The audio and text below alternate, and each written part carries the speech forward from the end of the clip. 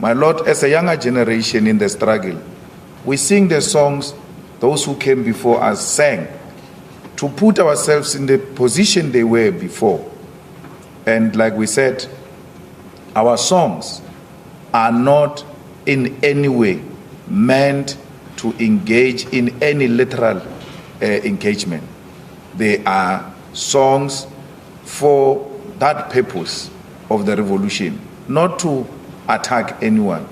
My Lord, from the times of Shaka Zulu until today, I've never heard that black people were given instruction to attack through song.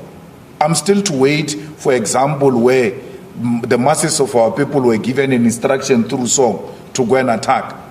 My Lord, the EFF was formed in 2013. This song was sang way before the formation of the EFF. And to say people are being killed because of an EFF song, as if this is in the founding manifesto of the EFF, it's bizarre. It's the claim, this is the interesting thing that you do, is you try and create a straw man to say it's not our song. We didn't write this song, Peter McCarver sang this song, but you sing it now. Yes. You have embraced this song. It's part of your repertoire. But you call it EFF song. Is it not an EFF song? It's a struggle song. Is it a song sung by the EFF? My Lord, the EFF cannot expropriate this song without compensation. It belongs to the struggle. It's a struggle song. There is a saying,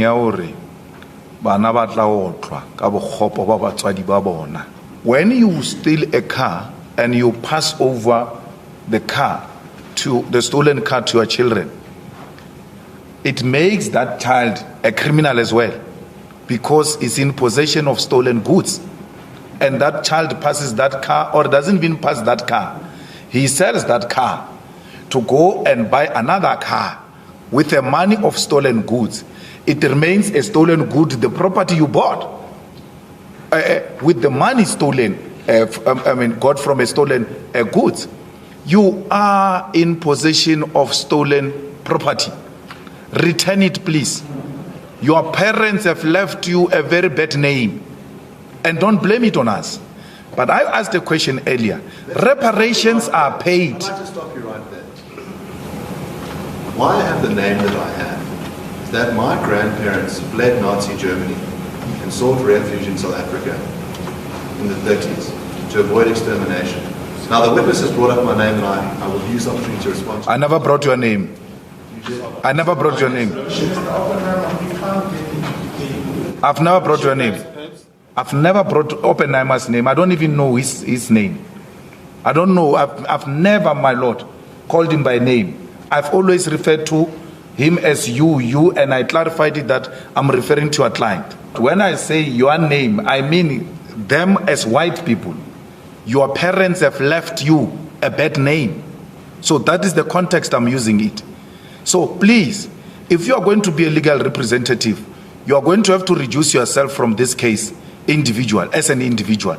Remove your emotions and deal with me as a professional. Because if you are going to come to me as a personal person, individually, I will no longer look at you as a professional. I will decisively deal with you as an individual. I'm going to be president of this country, whether you like it or not. And I will preside over the affairs of this country, including presiding over you. I think you must start adjusting to that reality. The sooner you do that, the less chest pains you'll have when that reality comes. What chest pains would resolve? Racist chest pains. You know, my Lord, we're sitting here with pain, with trauma, and to be interrogated by people like this, who perpetuate the segregation, who continue to promote racism in this country. It's really unfair. Thousands of children have seen their mothers being tortured. I was young when police walked into my mother's house and she was sleeping. They took off her blankets off. Men, she was not dressed up. She was sleeping. Men took off her blankets. I live with that for the rest of my life, that some strange men came into my house and took off the blankets of my mother to search if she's not a terrorist. We are still a traumatized nation, if you don't know. And that trauma is real. And don't push us to that pain. Because when that day comes, we'll not be scared. I've litigated with AfriForum and Roots before, and they've never brought someone so weak as you. I think they've done the worst disservice to themselves. Let me tell you, every time we say white settlers, white people, white settlers in South Africa, it is in that context. So why would an American who came yesterday, my lord, be a settler? We're talking here about white settlers. Why would a Russian who came yesterday be a settler? You understand very well the context within which we say all white people are racist.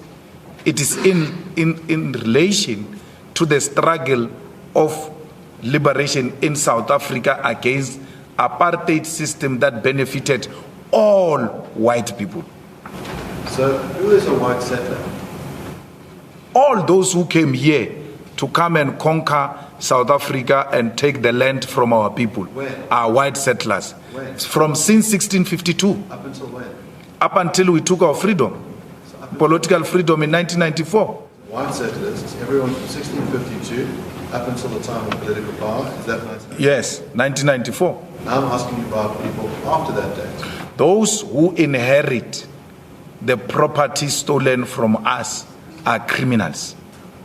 So if you come from America with an intention to come and inherit a stolen property, you are a criminal. If it was the case that just one person was going to be influenced to murder someone after hearing the chant, kill the farmer, kill the boy. So hypothetical case. If someone was to be influenced in that way, would that be a reason for you not to sing a song? No, not at all. Anyone who engages in the killing of anyone because of my chant will not be influenced by my chant. That person will be driven by criminal mentality. It's an act of crime because my chant is not a command. It's exactly what it is. If I were to give that command, I will give it openly, unashamedly, without hiding my face. So there is anyone who claims that he got a command through a song, that person will be acting out of their own sheer criminality and not because they've got a political motive. You are a bad lawyer, Shem. It goes without saying. You are a bad lawyer.